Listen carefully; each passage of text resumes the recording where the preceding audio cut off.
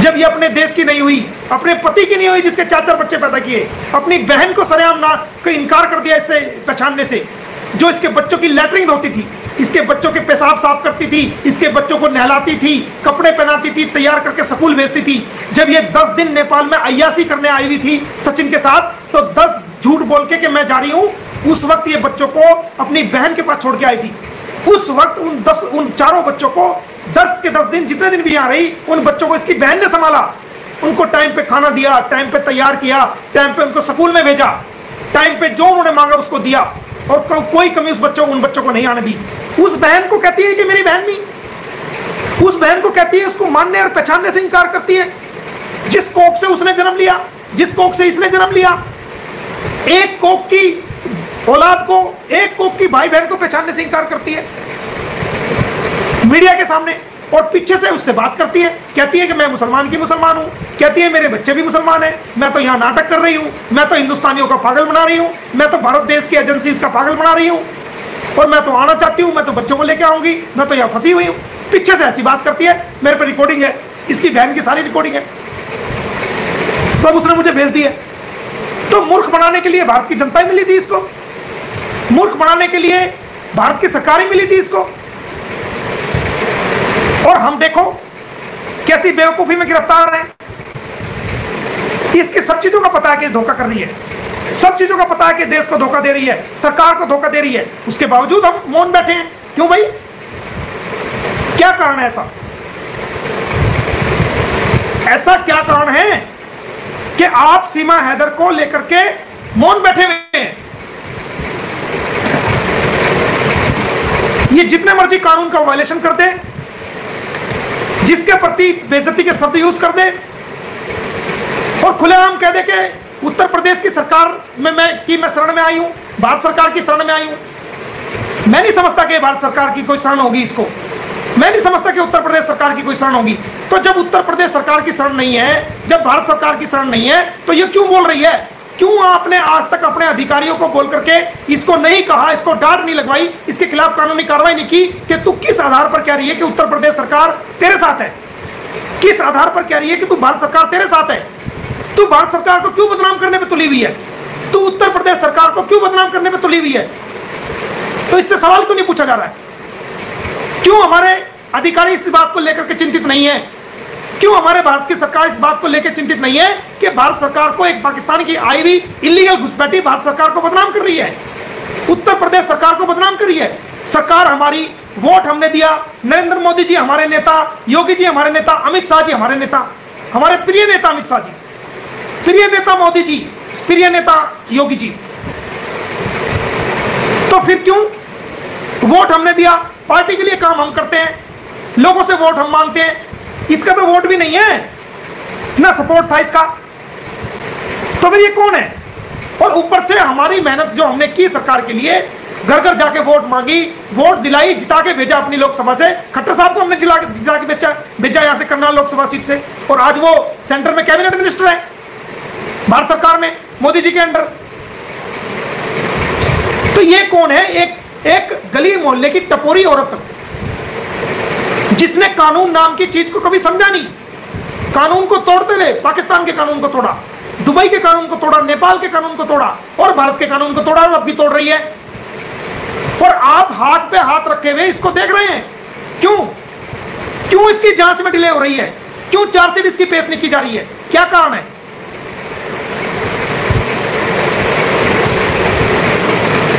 हम जाएंगे जल्दी हाईकोर्ट और इस उत्तर प्रदेश से इस केस को हरियाणा में लेके आएंगे।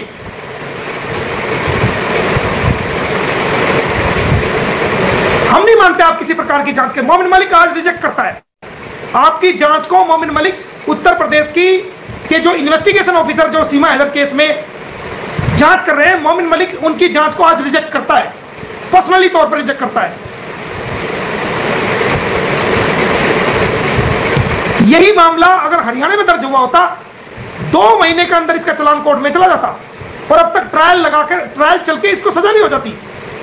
लेकिन 1 साल से ऊपर हो गया, कोई चालान पेश नहीं किया जा रहा, कोई इसको पूछने वाला नहीं है, घर से निकल के जब मर्जी चल देती है। जबकि जो व्यक्ति पाकिस्तान के जो व्यक्ति भारत में वीजा लेके आते हैं, अगर वो एक स्थान से दूसरे स्थान पर जाते हैं तो हर जिले के अंदर पुलिस डिपार्टमेंट में FRO ऑफिस होता है, FRO, foreign registration officer office, जहां पर कोई भी पाकिस्तानी एक स्थान से दूसरे स्थान पर जाएगा तो उसकी एंट्री करके जाएगा। मेरे पास भी दुनिया भर के पाकिस्तानी आते हैं, रहे भी है मेरे पास, और आते हैं चले जाते हैं, अपने उनके केस चले हुए हैं, तो वो जहां से जहां तक जाते हैं तो मैं खुद जाकर के उनकी एंट्री करवाता था। अगर पानीपत से दिल्ली जाना है, दिल्ली से सोनीपत आना है, सोनीपत से पानीपत जाना है, या चंडीगढ़ जाना है, FRO ऑफिस में, जो SSP के अंदर FRO ऑफिस होता है, वहां उनकी एंट्री होती है। इसी प्रकार जब हम पाकिस्तान जाते हैं तो भारतीय लोगों की जिस जिले में जाएगा उसी FRO में उसकी एंट्री होगी। कहीं भी जाएगा वो लिख के जाएगा कि मैं यहां से वहां जा रहा हूं, और वो वही जा सकता है जहां उसका वीजा होता है। तो जब वीजा होल्डर्स के साथ ये कानून है भारत का कि कोई भी पाकिस्तानी एक स्थान से दूसरे स्थान पर जाएगा तो वो FRO में लिख के जाएगा, और जहां पर वो जाएगा वहां का वीजा होना चाहिए। और ये इलीगल आई भी रोज रबूपुरा छोड़ के गाड़ियों में घूम रही है। कहां है पुलिस? रबूपुरा पुलिस क्या कर रही है? कहां है? किसकी परमिशन से गाड़ियों में घूम रही है ये, और किसकी परमिशन से एक शहर छोड़ के दूसरे शहर में जा रही है? जब वीजा होल्डर को अलाउड नहीं, भारत सरकार की गृह मंत्रालय की नोटिफिकेशन के अकॉर्डिंग, जो भारत सरकार है उसकी नोटिफिकेशन के मुताबिक कोई भी पाकिस्तानी एक स्थान से दूसरे स्थान पर जाएगा तो वो बाकायदा, चाहे उसके खिलाफ कोई भी FIR नहीं है, वो नॉर्मल आदमी है, वीजा लेके भारत में आया है, तो तब भी FRO में लिख के जाएगा। और ये जब चाहे मुंह उठा और वो चल दिया, बैठ के चल दी। कहीं ये बच्चों को, इसके बच्चों को भी तो जान का खतरा है।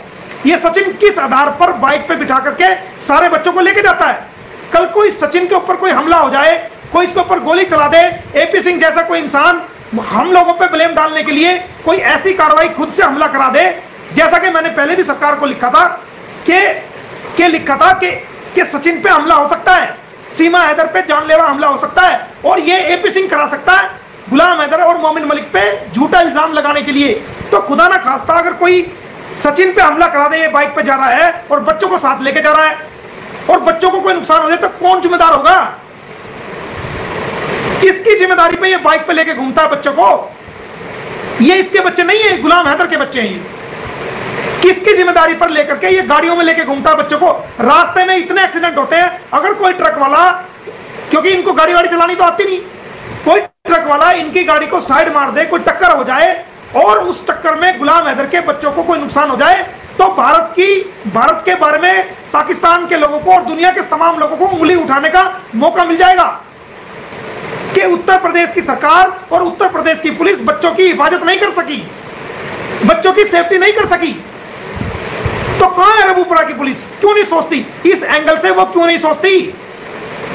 जब आपने वहां 2 सुरक्षा कर्मी लगाए हुए हैं, तो एक महिला लगाई हुई है, पुरुष लगाए हुए हैं, दिन में भी रहते हैं, रात को भी रहते हैं, तो वो किस आधार पर सचिन को बाइक के ऊपर बच्चों को बैठने की इजाजत देते हैं? किस आधार पर वो गाड़ी में बच्चों को लेके जाता है? बच्चों की जान को भी बहुत बड़ा खतरा है, कहीं एक्सीडेंट में वो बच्चे ना मारे जाएं, कोई ट्रक उनको ना कुचल दे, कोई अनहोनी ना हो जाए, तो उन हालात में कौन जिम्मेदार?